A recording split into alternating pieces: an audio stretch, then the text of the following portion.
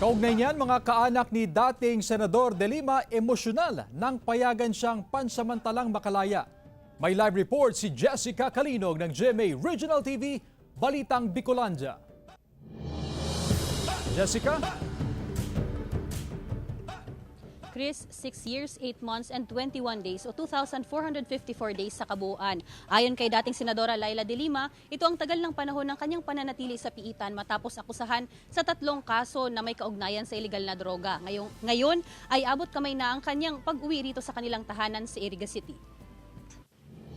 Matapos matanggap ang magandang balita mula sa hearing kahapon sa Muntinlupa RTC Branch 206, agad na pinaghandaan ng kampo ni De Lima ang pag-uwi nito sa kanilang tahanan.